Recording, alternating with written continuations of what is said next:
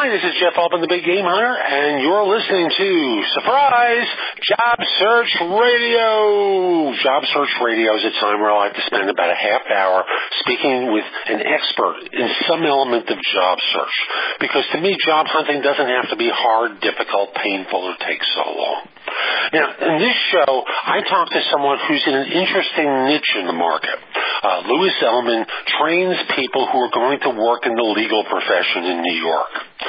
But there are interesting lessons along the way about the difference between agency interviews and corporate interviews, how the firms are doing business these days, because for many people, they're going to work for what he calls outsourcers that some of you may think of as being a middleman in there who has the relationship with an employer, not even the temp agency, but one extra layer. So it's an interesting show insofar as the differences that may exist in how you're actually being hired. So I want you to enjoy this, and if you do, like all my shows, I'd love you to give it 5 stars on iTunes because it helps people discover the show. And let's sing along!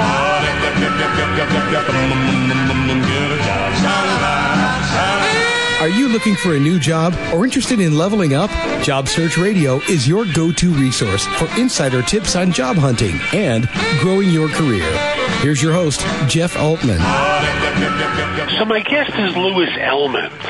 Louis is a trainer and teacher in the legal profession, and he also does consulting to different organizations.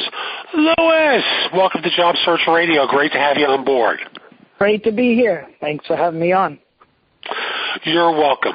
So I know you're not doing training in a vacuum because we've already spoken about this kind of stuff. So I know you're not doing it for that reason. And what you're doing is training people in the legal profession to help them find work. And then from there, helping them get interviews through agencies and with law firms. Do I have that right? That's correct. Super. So is there a difference really between the two in terms of what they look for? Like, you know, which one is the easier interview, the agency environment or the corporate environment? Well, they have their distinct differences, but I would say the initial agency environment's a little easier on the person because the agency is just looking to see that they're crossing all their I's and dotting their I's and crossing their T's to make sure that they're hitting on what the company is looking for. So when they get the person in, many agencies are working on buzzwords and terminology from the industry, which they may not be expert on themselves, but they just want to know that you fit the bill, so to speak.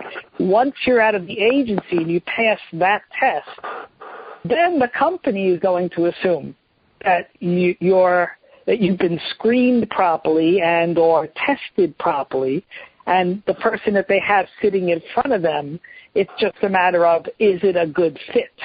So that's the difference.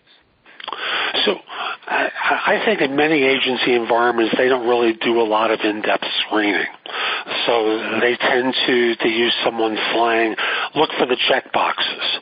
That's correct. Your background Absolutely. and the job description. So they'll ask things like, have you worked with this? Have you worked with that? That's right. Rather than go into a lot of detail. Good. I've got that one right. I've done recruiting for 45 years. I've sat with a lot of people over the years. You're a beginner. I wouldn't go that far, but I've been to a few rodeos. Let's put it that way. So with that, when they're doing the screening, for the legal profession, what sort of things do they look for as they're evaluating people? Okay. The thing that I'm looking for before I even let them go to the agency is I want to make sure that their resume has all the software that they use. Whatever it is, that you want to see the depth of their knowledge in terms of using software. I also want to know from the applicant that when it comes to the software itself, how up to date are you on the software? Because if you're not up to date and there's a way that we can update you or refresh your memory before you go in, you want to try to build some leeway into your appointment before you schedule. So if you know you're weak on something, you might want to try to have a schedule of, hey, I'll see you in a week for my agency interview, and that gives you some time to try to get up to speed if you haven't used certain things that are essential for that particular job. The other thing I do is I make sure that they find out from the agencies whether they're going to receive, if there's going to be testing involved, is it going to be a hands-on test where they have to do something with the system, with the computer, or is it going to be a test composed of multiple choice, whether it's computerized or a hard copy? So those are the things that I'm looking at initially. And folks, I want to generalize here the specific, and that is, Louis has mentioned that if you're rusty on a particular skill or the technology has changed a little bit so that you need a refresh, build some leeway into your interview schedule with agencies in order to ensure that you have time to get yourself up to speed on newer releases, newer tasks, newer functions, so that you're not just going in there and feeling uncomfortable. Nice little tip in there. So then from there, knowing if it's a multiple choice test that people are taking or they're being tested directly on the skill is also useful for people because it just allows them a chance to get prepared. Did I translate that well? You certainly did. And the other couple of things I just mentioned really quickly that I make sure before they go in is I make sure that at the bottom of the resume that they include a skills section. Many people will put down all the places they've ever worked and forget to put down that they know certain software. So the people that are going to be looking at that resume initially could end up rejecting you simply because they thought you don't have the experience that they're looking for. So you need to put a skills section, and it's very good to already size up, because it could take some time, who you are going to use for your references. So you don't wait until you've already had an initial interview, and now you've got to scramble to get people who can vouch for you in terms of knowing you, who are you as a person, and who are you as a coworker. So those are two other things that I find very helpful. And again, I'm going to generalize this off the specific of legal. There are a lot of professions where the primary task involves using certain types of technologies or skills that could be itemized in the resume, whether on the top or the bottom, depending upon the industry. Like in IT, it would be on the top. In engineering, it might be in a different location. So that the idea that there's a list that basically identifies what you know about a particular series of technologies, for example, goes a long way toward making sure that you're seen and not just simply rejected by the applicant tracking system. That's right. Cool. And I agree with you about references. Out of curiosity, I'm curious why you think people should be prepared with references at the beginning.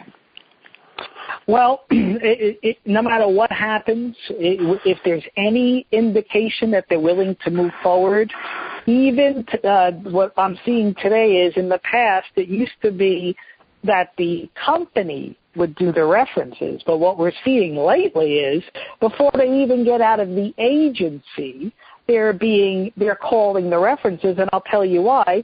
Because of the advent of the outsource is using the agency as the HR department to glean bodies for them. Therefore, they've put on the agency the job of making sure that the references are in place. Because they're literally looking for somebody turnkey that they can bring right into an outsource situation, and they're ready to work. So I just want to make sure I understand that correctly. Are you saying that corporations outsource the referencing to the agency? Is that what you're saying?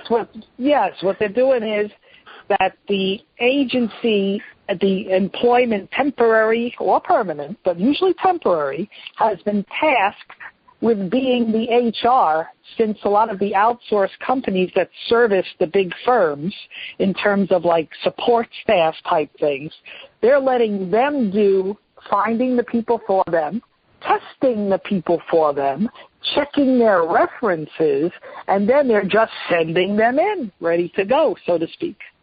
So they're putting that on the agency. Interesting. That is a change in practice from years ago where firms themselves outsourced to a separate reference testing service. Yep. They're cutting corners, and that's the way they streamline all of the costs. And it's interesting, I know so many recruiters who play sleazy and not do a quality reference check. But obviously firms trust the ones that they're asking to do this in order to ensure that the references are properly checked.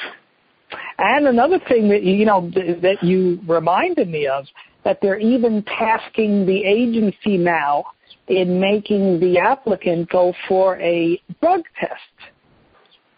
And then, so the agency is doing the references, the drug test, and then they're able to tell the outsource, we've done all the work, we've got a good person here. When the person goes to work for the outsource, they'll be paid by the temp agency, but they'll be working for the outsource.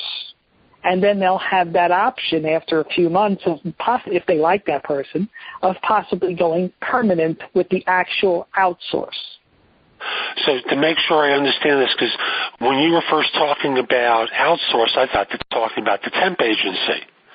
So the way you've explained it, it sounds like you're talking about two layers in there. That's right. Rather than just exactly. one. So that is exactly right. The outsource, even though it's an outsource, it's still making use of the traditional agencies that find workers and test them to supply them with the people for the outsourced company. Absolutely. Fascinating. So in your market area, there are outsourcers, let's say an agency that is doing this testing and drug screening, submitting them to a temp agency through vendor management, and then from there, the temp agency is submitting them to the ultimate corporation. Is that the way the layers work? I'm going to explain this. The agencies themselves are, because they have been given an order, so to speak, from the outsourced company for a particular individual that they're trying to source, the agency brings them in, tests them, screens them, does the drug test for them, checks their references, and then the job agency will send them to the outsourced company. The outsourced company is sitting on site within a law firm, let's say. They're on site in a law firm, but they no longer are working for that law firm. The people who are sitting in that company, in the law firm itself or whatever company, they're working for the outsourced firm who's on site. I understand. Thank you. Much clearer for me. I'm a pretty bright guy. I normally get these things after. Thank you. You know what? It's something that's occurred in very recent time, and that's why a lot of people are just starting to understand what's really going on here. So. And folks, we'll be back with more from Louis in just a moment. But first, coming soon. Yeah, it's me. I'm just fooling around a little bit. Job Search Coaching HQ is launching May 17th, 2016 with advice for job hunters. Now, for $24.99, you'll be able to log into the site, get access to tons of information that I've developed that helps people find work, plus have access to asking me questions and talk with other people who are looking for work and getting advice for them. The communities will be rich, they will be helpful, and there's going to be a lot to learn. Plus, the fact of the matter is, for so many people, you're getting advice from the wrong individuals. So my thought is you can get advice from an expert, namely me, and other people who are looking for work who have those experiences, who instead of asking the wrong people for advice. So come over to Job Search Coaching HQ now.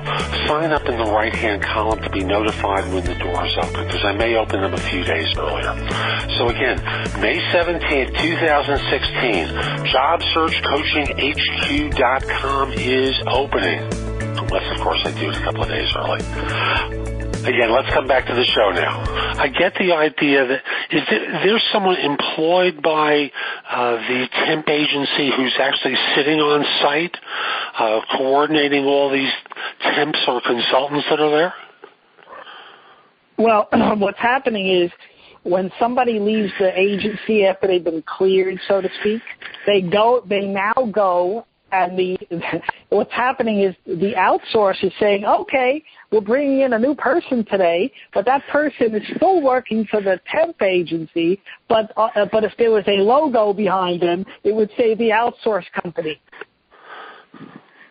Gotcha. The outsource company saying, oh, here, meet Jane. Jane's our new employee. But what they're really doing is they're bringing somebody in from a temp agency. They're going to be paying the temp agency for the use of that person, but that person's literally working, in name only for the outsource. And the outsource, those people who are going to work for the outsource, they're sitting on site in a law firm. And gotcha. Those people used to be permanent workers. No longer. The law firms have decided to outsource all of the workers, with the exception of the lawyers. I gotcha. So we've been talking about what agencies look for and, and how you prepare people for them. And that involves making sure their resumes demonstrate certain types of skills, that their references are intact, they're not getting high these days, that they can, when they are tested by the temp agency, that the agency is able to determine, you're able to determine for the candidate whether it's a multiple choice test or direct Q&A, so that this way someone's prepared. And you also suggested that a person, if their skills aren't up to date, build in a little flex time in there to get them up to date, so that they're not going on an interview and not being able to perform. So that's the agency side of this. Mm-hmm. If you're sending them directly to a company, okay, different stories. It's a little bit different, right? That's right. So in my experience, when I'm sending somebody, and keep in mind that they could have already gone to an agency and now they inform me that they're going to a company now. Okay? So still, same things apply. One thing I tell them, bring resumes with you.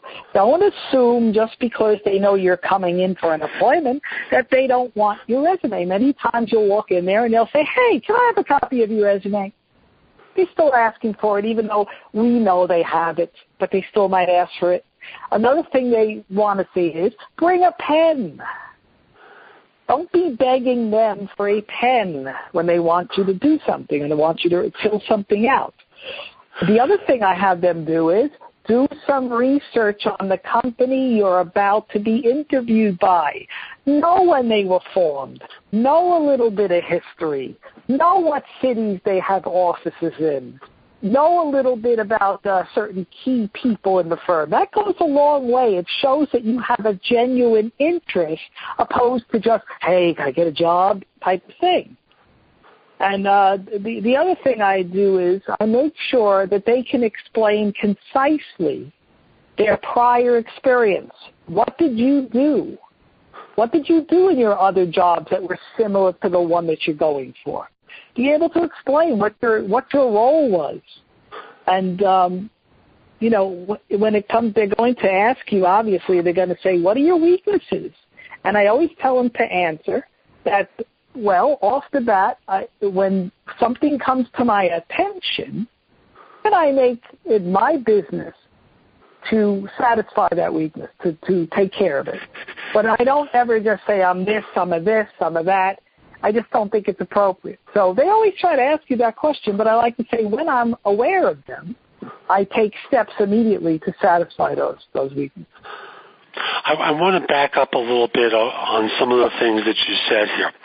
Now, I think we can all handle bringing a pen. And you'd hope. And I know they don't. So where would you suggest people do research on the firms that they interview for? Go to the firm. The easiest thing to do is to go to the firm's website, because on that website you usually have an About Us page. You usually have all the cities that the firm is doing business in, where their offices are. You usually see a little blurb about the president or the CEO. You get a little historical overview on those pages about the company. And it's a nice touch, because then it shows them that there's a little more of a genuine interest opposed to just, hey, I got the job or what type of thing. Gotcha. And I always tell people, do a quick Google search, because every once in a while you do find out, and this may not be the case with law firms, and it certainly can be the case with law firms. You find out the litigation they're involved with, not just simply from the standpoint of representation, but whether they're being sued or whether there are investigations into the organization. It's useful for you to know that, because ultimately you're going to have a decision to make about a job offer. And before finding out, and I remember this from years ago, that a firm is experiencing financial problems, and you go to work there and discover 3 months later that the doors are closing, you want to know this beforehand. So, just doing the Google search is a nice piece of research that you can do. That's true. Now, you also mentioned preparing them for answering about what they've done similar to the job. So, do most people receive a job description before the interview? They have a very good idea of the job description, but a lot of times the interviewer wants to see how you verbalize that, and that one thing that goes along directly with what you did as your job description is, they'll also fit in a question many times of, they'll give you a hypothetical crisis, and they'll say, based on your experience, what would you do? What would be the steps you would take if this particular thing happened? And they want to see your thinking process based on your knowledge, your situational experience, how you would go about your in-depth knowledge pertaining to that spot, how you would go about solving it. Folks, I'll give you one clue on answering this scenario. Ask more questions. Make sure you have a lot of depth of knowledge, because often the scenario is, okay, we have two different people who want to have something done. How do you choose between them? Now, the correct answer is the partner always goes first, but they may not tell you that right away. So you have to ask, well, who are the two individuals? What role do they have? What's the degree of urgency between them? So you want to make sure that you understand, more about the situation before you leap in and say, hey, whoever asked me first. You're right. In that case, it really is a seniority type thing, and that's the way it would work. Partner versus associate. That's right. Hence why you ask more questions to understand the situation more thoroughly before you spring in with your answer. So, we've got the what-if scenarios, what you've done similarly. Go through the weaknesses one more time and how you ask people to prepare to talk about those. Well, to me, I think the question when they're asking you, what are your weaknesses, it's almost like a reverse question of it. They want to know they're trying to identify what makes you tick. What's your weakness? So I'd like to say, the way that I like to put it is, I'm not going to say that I'm weak in something, because if that was the case, why do I continue to be weak in that? So the way I say it is that when something comes to my attention, a weakness, that, whether it's something to do with my day at work, something I have to use, a software, whatever that weakness is, and I'm aware of it, I take necessary steps so it's no longer a weakness. But I don't try to sit there and say what my weaknesses are and give them a one, almost like a confession. So I don't want them to do that. Are you okay if they answer the question by talking about something that was brought to their attention years ago as an example? So, for example, a few years back, someone brought to my attention that I was off with such and such. And as soon as they brought it to my attention, I start to go and train myself in order to bring myself up to an appropriate level. Is that a good way of... Right. Because what you just did was you just did exactly what I said, but what you did was you gave an actual concrete example. So that was a great way to go about that. Thank you. I have something like that in one of my YouTube videos. Folks, if you go to YouTube and look up my name, Jeff Altman, and The Big Game Hunter TV, you'll see a ton of videos I have about interviewing that'll help you be more effective answering questions and dealing with situations. So, again, Jeff Altman, The Big Game Hunter TV. So, Louis, we're starting to come up on the end of our time with one another. I want to make sure I cover all the points here. What haven't I asked you about yet that we really should cover in order to get people prepared for the differences? Okay. You might get a question at the very end of that interview, which is something like, what do you bring to the table? Because they're going to tell you we're seeing a number of people this week, or we're going to be seeing a number of people over the next couple of weeks. What do you bring to the table that might make you stand out above some of the other people that we're about to see? So it's good to have some talking points that you might want to use that why you feel your background and experience would make you an asset to that company. Lastly, you're going to be... Could you offer some examples of that, of some of the things that might be good differentiators? It might be your situational experience that you might have over other people that they don't have. You can have two people knowing an exact something, but because you've seen thousands of different scenarios, your depth is going to be a lot greater, and your problem-solving ability is going to be a lot greater simply because you've sat more hours in that scenario, in that situation. So you definitely want to play up the point about your time spent in the industry, and that you stand above the rest because of that. It's a very valuable point. That kind of reminds me of, I have two answers to the famous question, tell me about yourself. One of them is pretty standard, and that one starts off with, I've been in the field for however many years it's been. For the last, let's say 2 years, I've been working for so-and-so where I've done this and that and this and that. And before that, I worked for so-and-so where I was involved with such and such. And basically, I'm hitting the points of my background that relate to the job that they're trying to fill. So that's standard answer number one. Then the variation on that is to start off with the exact same pitch. The exact same presentation. But then at the end, you pause for a half beat, and then you say, but I'm sure a lot of people say things that are pretty similar to what I've said. But what makes me different than most of them is that, and then you go in and drive home some of these differentiators like you mentioned, where your background might be an even tighter fit for the role because of situational experience that you've had. So I could see combining those two, once at the beginning on the tell me about yourself question, and once at the end when they say, what do you bring to the table different than everyone else, and then drive that home a second time at the end of the interview. What do you think? It's a very good idea. It's very good because it plants a seed at the beginning. The seed's already in their head, and at the end it drives it home. So it's a very good strategy. Do you ask people to ask the interviewers, like the last question, what's your timeline for making a decision about next steps or making a decision about this job? Well, what I do is, yes, it goes two ways. They'll probably ask you, when are you available?